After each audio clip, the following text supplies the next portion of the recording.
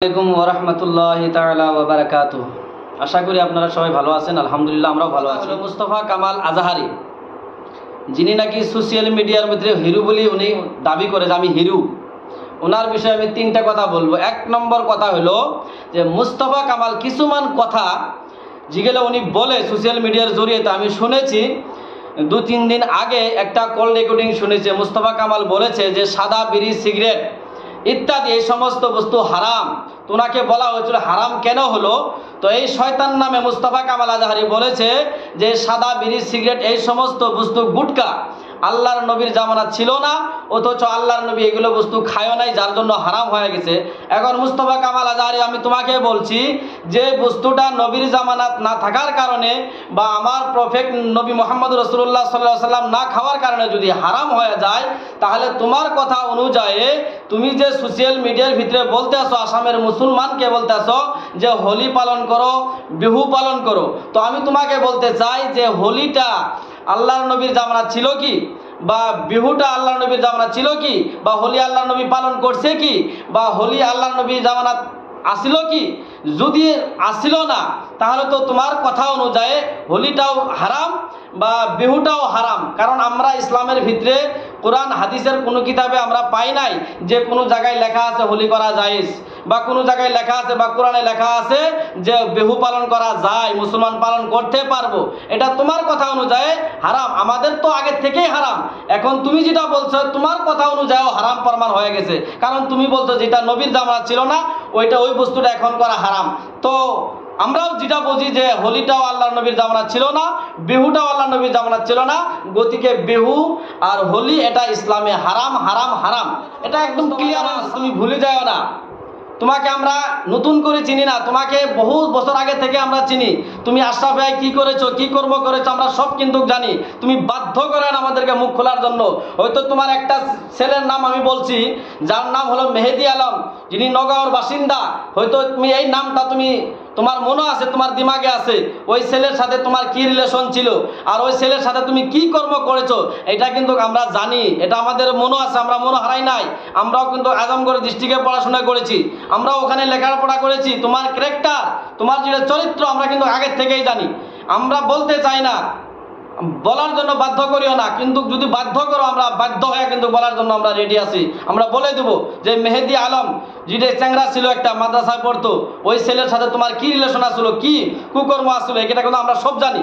আমরা বাধ্য করিও আমাদেরকে বলার জন্য। তৃতীয় নম্বর কথা, মুস্তাফা কামাল আজহারি মাঝে মাঝে কয়েই থাকে, মানে প্রায় ভাগ ওই কথাগুলো কয় যে মোল্লা মোল্লা মোল্লা মোল্লা আরও কিবা কিবি কয়।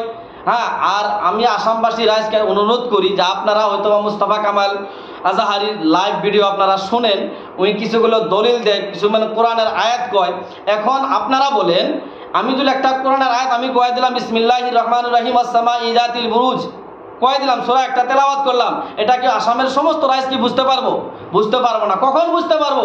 যখন ওই আয়াতের তরজমা করবেন, ওই আয়াতের শুদ্ধ তফসির করবেন, যখন আমি করব তখনই আপনারা বুঝতে পারবেন। যিনারা কোরআন হাদিসের জ্ঞান নাই, ওনাদেরকে যদি কোরআন গোটা মানে প্রথম থেকে শেষ পর্যন্ত যদি তেলাওয়াত করা যায়, ওনারা কি বলছো কোরআনের কয়েকটা কোরআনের আয়াত উনি মুখস্থ করেছে, কোরআন তো শুদ্ধ করে পড়তেই পারে না, বিলকুল পড়তে পারে না। ওনাকে আমি বলছিলাম ফোন যুগে যে তুমি ইখফা কয় প্রকার, ইদগাম কাকে বলে, ইখফা কাকে বলে, তুমি কোরআনের একটা আয়াত শুদ্ধ করে তেলাওয়াত করে আমাকে শোনাও।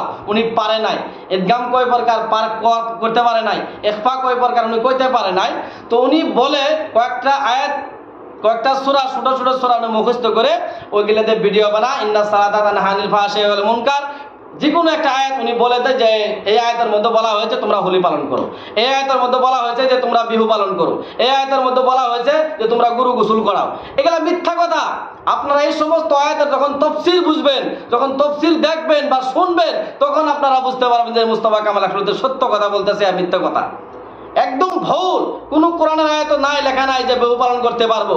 কোনো কোরআনের আয়াত, কোনো হাদিসে লেখা নাই যে মুসলমান হোলি খেলতে পারবো, গান বাজনা ঢোল এগুলো বাজাতে পারবো। এগুলা মুস্তাফা কামালের ব্যক্তিগত মসলা, ব্যক্তিগত তাফসির, ব্যক্তিগত হাদিস। মুসলমানকে মানে মুসলমানের ইমানকে নষ্ট করার জন্য এই মুস্তাফা বললেই আসামের মানুষ এটা মানে নিব, এটা কখনো হইতে পারে না, অসম্ভব। তুমি আসামের মুসলমানের বস নয়, তুমি তো একটা জিরো। তোমার কথা কেউ মানবো না, আমরা মানবো না। আসামের জেনারেল শিক্ষিত মানুষে মানবো। আসামের মানুষে ভাত খায়, ওনারা কিছু বুঝে, ওনাদের মাথায় জ্ঞান আছে। তোমার মতন পাগলা নয়, তোমার মতন শয়তান নয় যে কিছু টাকার লোভে নিজের ইমানকে বিক্রি করে দিব। আর তুমি তো টাকার লোভে তুমি ইমান বিক্রি করে দিয়েছো, তুমি তো ইসলাম থেকে খারিজ হয়ে গেছো, তোমাকে মুসলমান কওয়াও জায়েজ নাই। বললেন সেই মানুষটার নামটা উনি সম্মানের সহিত নেয় না, যে মোহাম্মদে কইছে, আরে মোহাম্মদে কইছে, এটা তুমি এই ভাষাটা, এই শব্দটা তোমাকে কে শিখাইছে? তোমার বাবা আব্দুল হক শিখাইছে নাকি তোমাকে? হ্যাঁ, একজন নবী, যে নবীর ওসিলা করে আমরা ইসলাম ধর্ম পাইলাম, কোরআন পাইলাম, হাদিস পাইলাম, কত আল্লাহর রহমত পাইলাম, সেই নবীর নামটাও ইনি সম্মানের সহিত নেয়। কত বড় ইবলিস, কত বড় খবিসের খবিস এই মুস্তফা কামাল আজহারি। তো আসামের রায় আপনাদের কাছে আমি একটাই অনুরোধ করব যে মুস্তফা কামালের কথায় আপনারা কোনো গুরুত্ব দিবেন না। উনি যা কিছু বলে A to Z কোরআন হাদিসের খেলাফ। ওর কথা, যেগুলো কথা বলে একটাও কোরআন হাদিসে নাই, একটা কথারও প্রমাণ কোরআন হাদিস থেকে দিতে পারবো না। কোরআনের একটা আয়াত বললেই এটা দলিল হতে পারে না। দলিল এখন হবো যাই বুঝে তার কাছে দলিল হবো। এখন আমরা বুঝি উনি যেগুলো হোলির বিষয়ে কোরআনের আয়াত বলছেন বা বিহুর বিষয়ে যেগুলো কোরআনের আয়াত বলছেন, এগুলো মিথ্যা তফসির। আসামের রায়কে মিথ্যা তফসির দিয়ে বোঝাইতে চাইছে যে আল্লাহ কোরআনাত কইছে হোলি পালন করো, আল্লাহ কোরআনাত কইছে তোমরা বিহু পালন করো, এগুলো মিথ্যা, এটা মিথ্যা। তাহলে মুস্তফা কামাল কেন কইলো যে সাদা বিড়ি গুটকা খাওয়া এগুলো সমস্ত হারাম হারাম হারাম? কেন কইলো? যে নবীর জামানাত না থাকার কারণে হারাম হয়ে গেছে। তো বিহুটা, হোলিটাও নবীর জামানাত ছিল না, এই কথা দিয়ে স্পষ্টভাবে ক্লিয়ার এন্ড সাফ হয়ে গেল যে বিহু এবং হোলি আমাদের ইসলাম মোতাবিক, কোরআন হাদিসের মোতাবিক হারাম হারাম হারাম। এটা আমরা কখনো জায়েজ বলে মানে নিতে পারি না। যেখানে কথা বললাম, যদি ভালো লাগে সবাই এই ভিডিওটা শেয়ার করে দিবেন, যাতে এই লক্ষ্মীপুরের মুস্তফা কামাল শয়তান নামে যেটা আজহারি আছে, এই আজহারি যেন এই কথাগুলো উনি শুনে এবং বুঝে।